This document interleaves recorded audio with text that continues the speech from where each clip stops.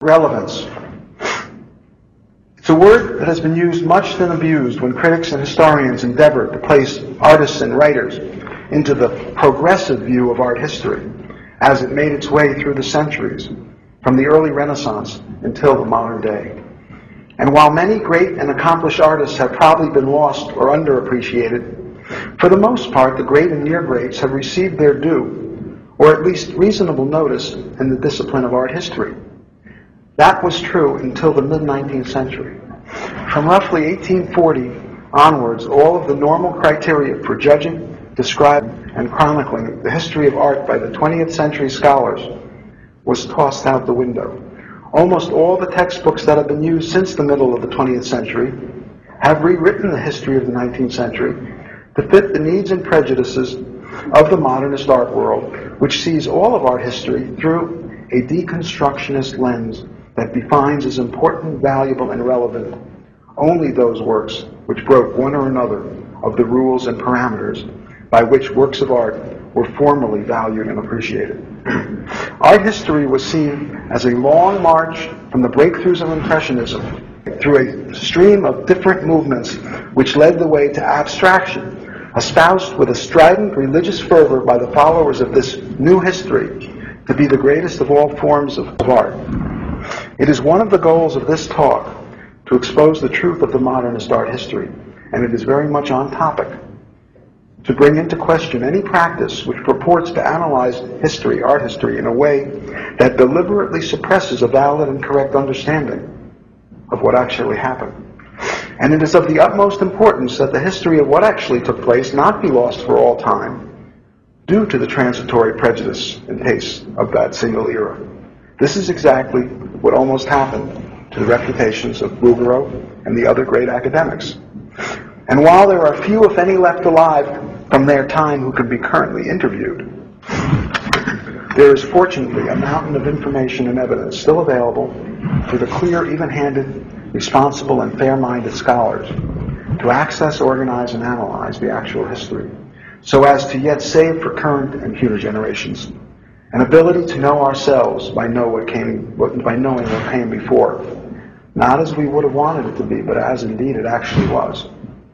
This must be done if art history as a field of scholarship is not to be ultimately discovered to have devolved into nothing more than documents of propaganda geared towards market enhancement for valuable collections passed down as wealth-conserving stores of value. Successful dealers who derived great wealth by selling such works created in hours instead of weeks, had little trouble lining up articulate masters of our language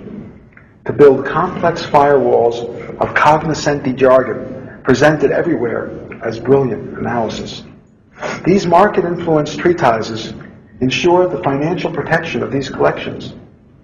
Such art speak, as it has come to be known, is a form of contrivance which uses self-consciously complex and convoluted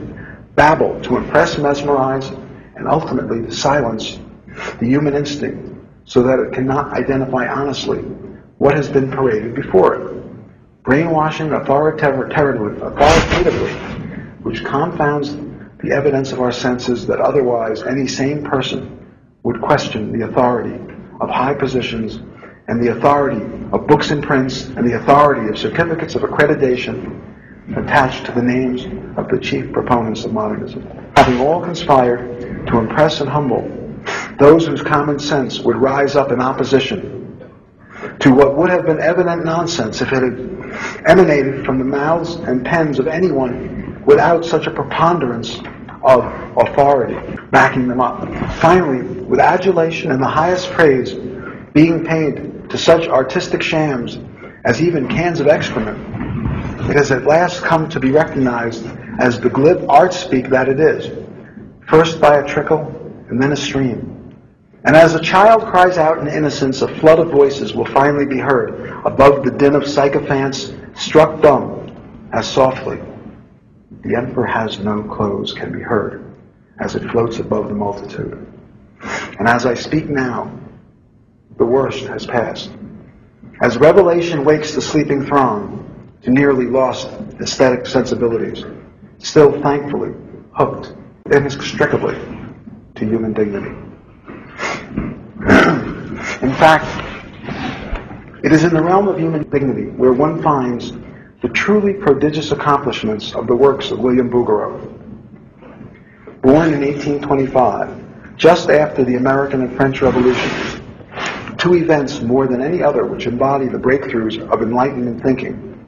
Bouguereau stood at the top of the list of the leading writers and artists of his day, whose work was to codify those advances and bridge the gap from centuries of human societies ruled by kings and emperors, who dictated by divine right to a civilization made up of men and laws where governments could only gain legitimacy from the consent of the governed. Theirs was a period of major cultural shifts. It was a time when the elements that made up their world were endlessly competing with the evolving elements of a world yet to come. And while we can look back, perched on an outcropping of safety, and view these historical shifts with relative clarity and understanding, we must not forget that it was not always so. Nor was it at all clear to the artists, writers, and populace where the severe and gentle dusts of history would settle. Justice, equality under the law, elections by popular vote, protection of human rights, the obligation of government and society to identify, organize, and protect those rights, freedom of the press, permitting and ensuring popular disclosure, debate and resolution of countless injustices from or embedded in remaining and recalcitrant institutions which were still riddled with the followers of former rules and rulers who fought to hold on to their power. So it was the writers and artists of the first century of liberty and freedom, the 19th century, that were given the duty and responsibility to organize, to codify, to popularize, and democratize institutions of society